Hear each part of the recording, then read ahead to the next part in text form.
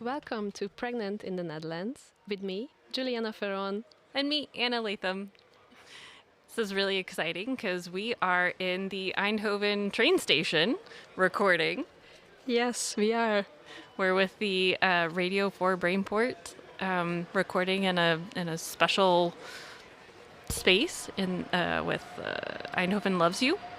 Yeah, So. I find it super exciting. Yeah, me too. So we have to breathe, just like how we teach our clients. Exactly. Yeah, and I'm also really excited about today's topic.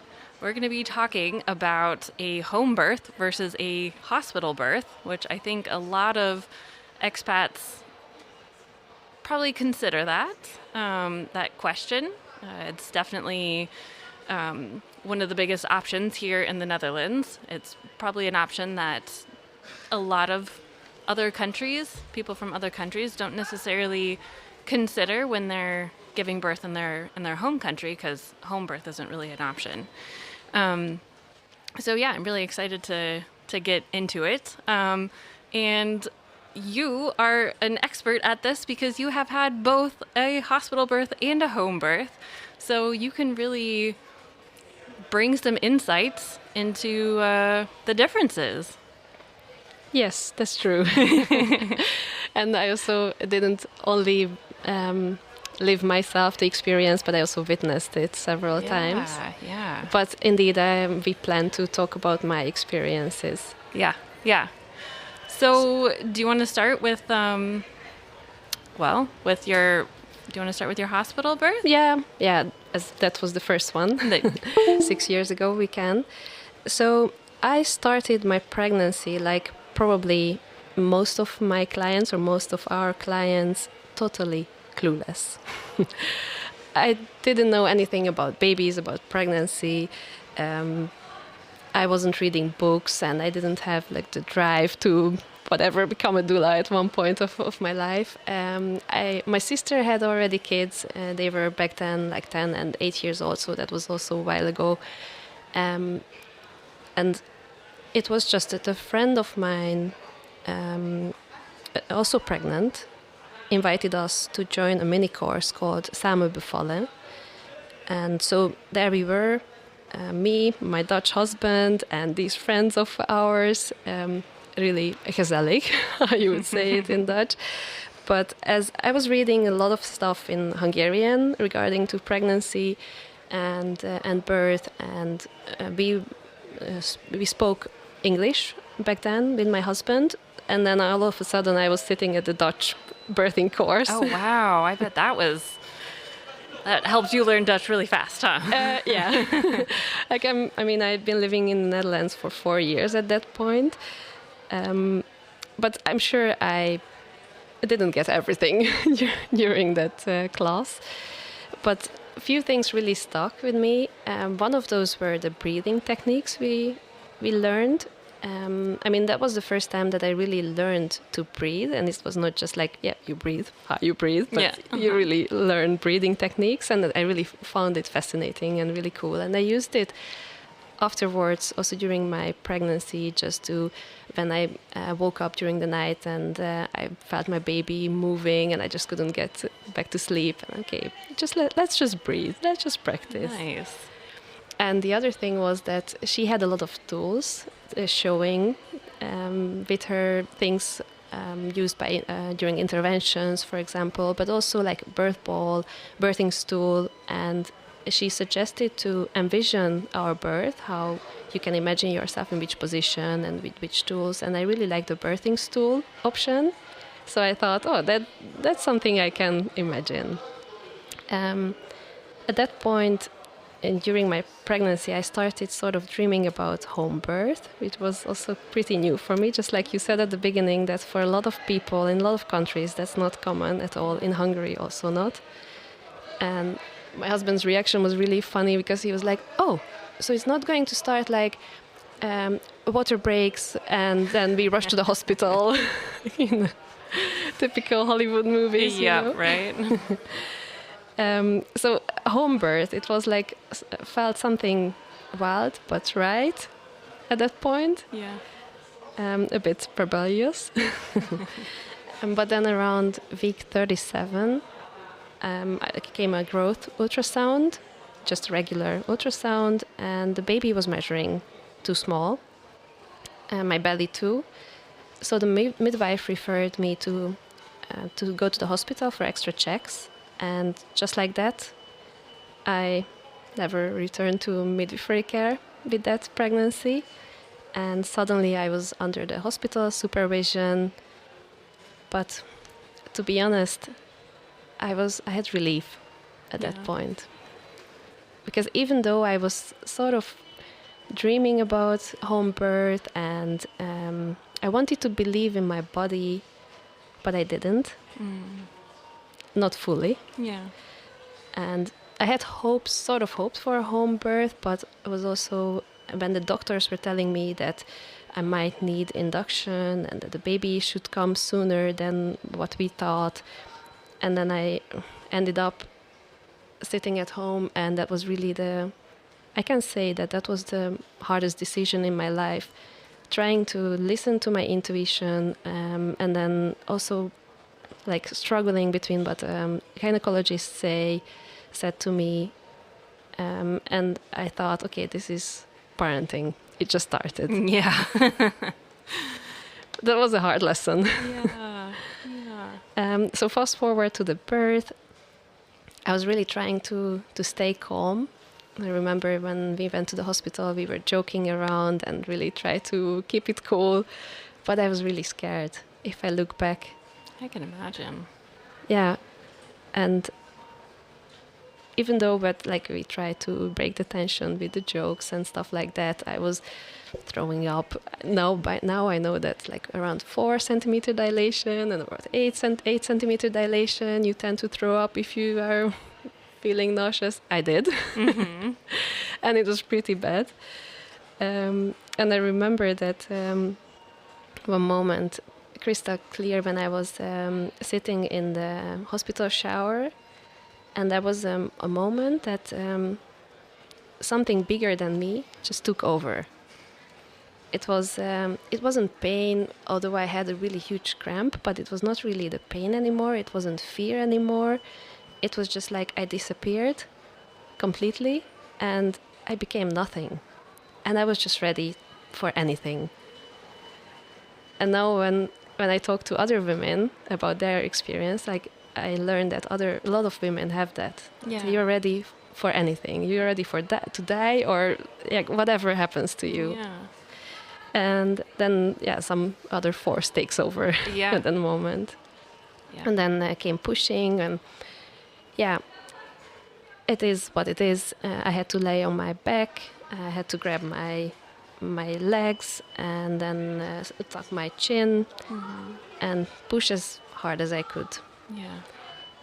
And that was really confusing for me, because I was like, hey, wait a second. I really had the voices in my head that this is not what I learned during the birthing class. It was like not the birth I envisioned. Yeah. And but I practiced the breathing. Why was I practicing breathing? And now 3 people shouting at me, push, push, push at the same time. It's like, why is it so crazy? And why is it not a calm birth I envisioned for myself? Yeah. And so this is something what no one really warned me about. That's what you learn during a birth class.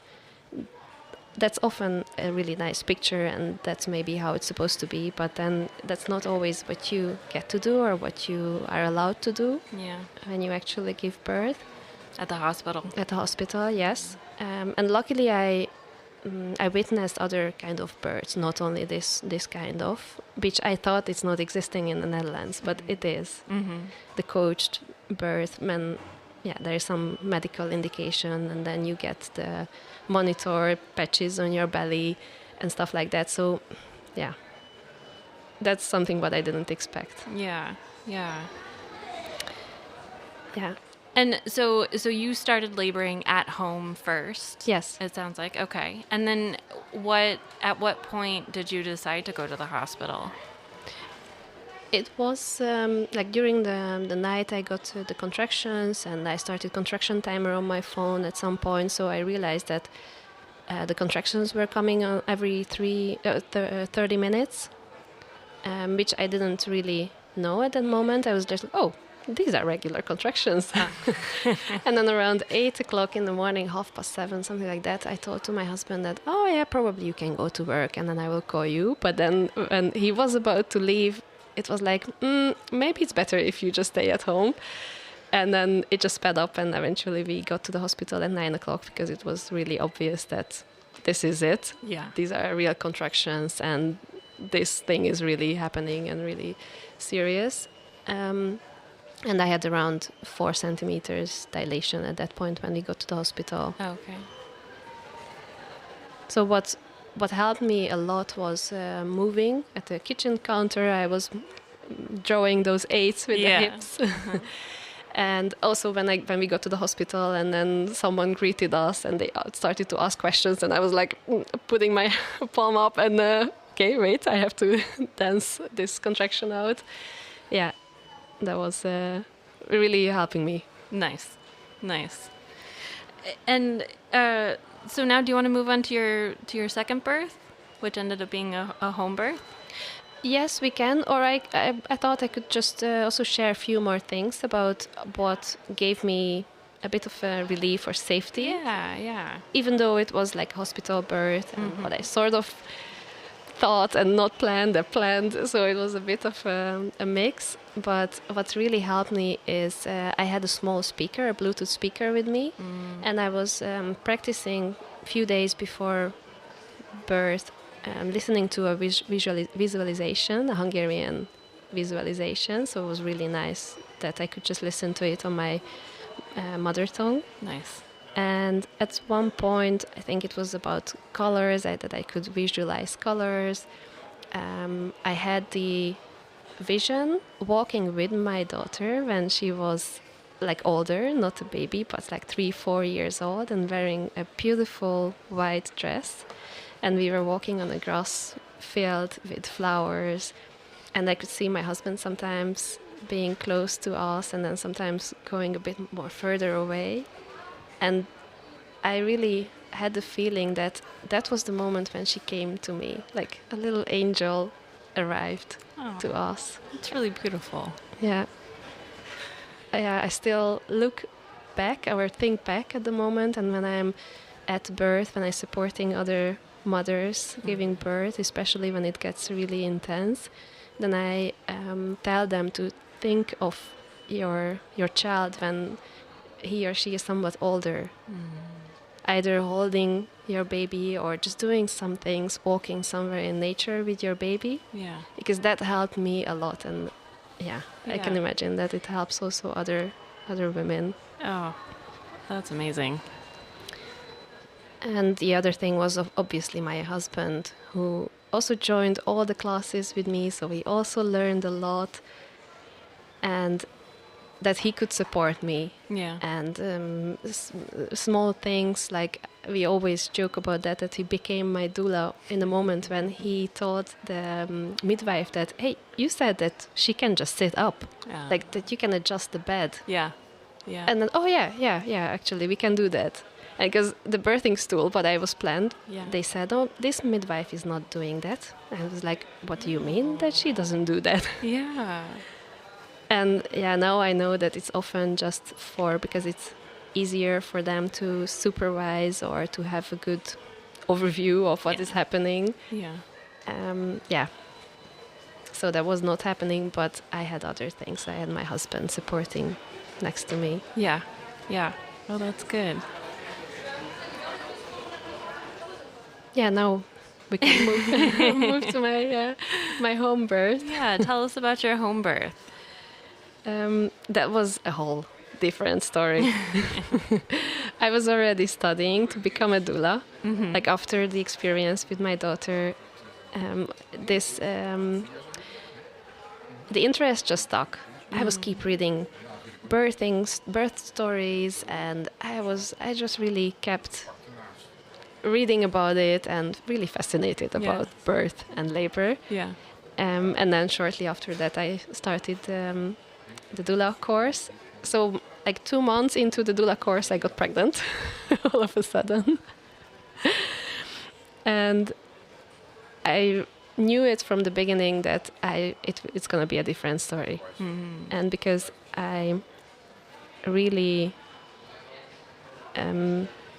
learned that my body is capable it, and I got really empowered. I was so proud of myself after the first birth.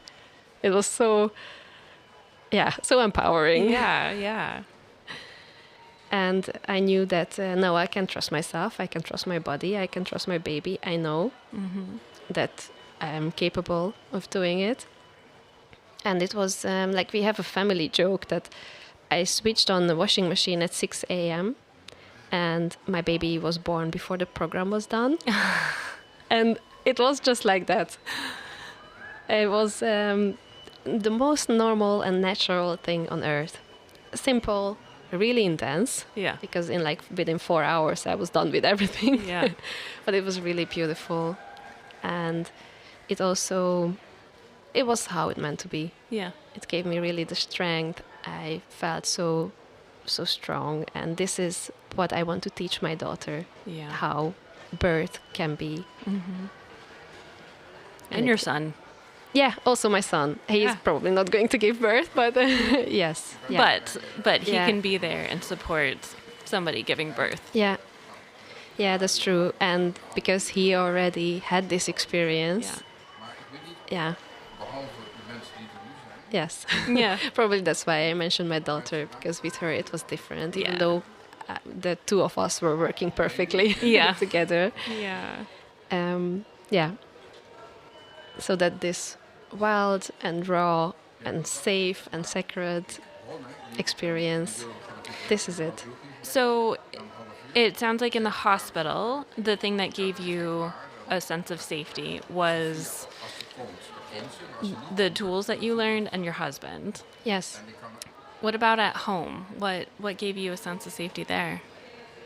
Sense of safety was that I just, what I told you, that I believed that my body is capable of doing it. Trusted the process, yes. And I knew I could do it. Yeah. And it was so easy and natural and how it meant to be. Yeah. And I wonder if our fears are because of this cultural thing, what we learn from that giving birth is dangerous or fearful, because that's what we hear. Or what could be the reason for that? Like, I heard a TEDx talk that I watched the other day, that none of any mammals,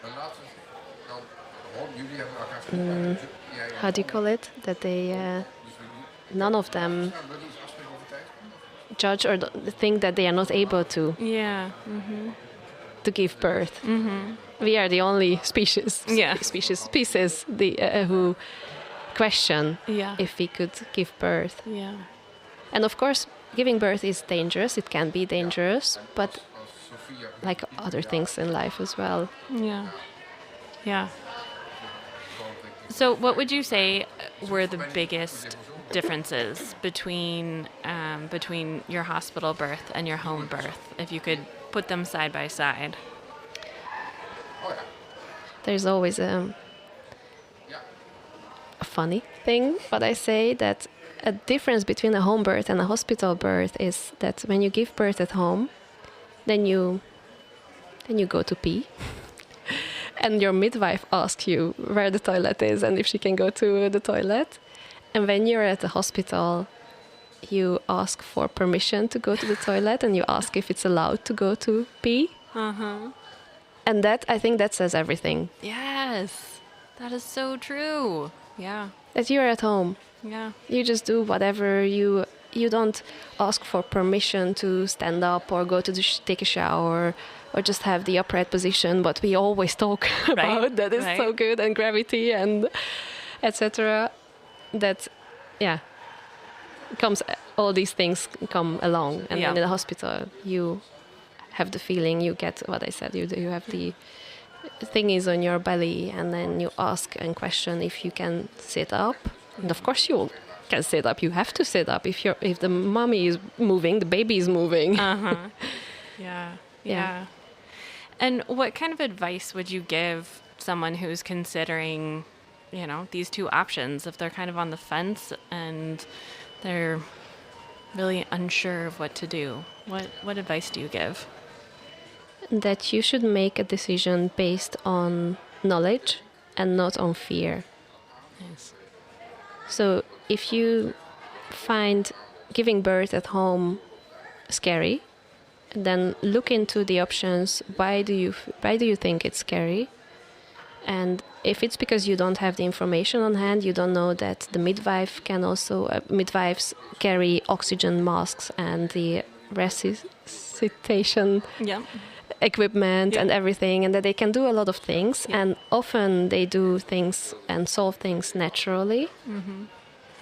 And then at the same time in the hospital there might be interventions already before. So learn all the options and then evaluate where you feel safe and not where it's said to be safe, because it's safe when you're close to medical devices and close to the emergency room. Or is it safe because you are in your safe environment? And sometimes I'm joking about that dogs and cats would just hide in the closet or under the bed. Obviously, you are not going to hide under the bed, but this is your safe place at home where you know every corner, and there is your bed and there is your bathroom. Or, so what is safe for you? What does safety mean for you? And not for your partner, because your partner should support you in the choices you make, because you are the person, you are the one who will give birth and not your partner. Yeah. Oh, it's excellent advice. Well, this was a fantastic conversation, as it always is with you, Julianna. Yeah, also with you. And I prepared something for you, Anna. You don't know about it. I have a story. So imagine that you are walking on a birth event and you are looking at the beautiful, cute wool and cotton baby things, clothes, and you buy a t-shirt for your baby. You think, I'm already 26 weeks pregnant, so I can already start buying these cute thingies. And then on this event, this birth event, there are also workshops. So you also join one of the workshops. It's about breastfeeding. And then another workshop that's about confidence during labor. And next to you, on your left, and there is a lovely mom-to-be with her partner.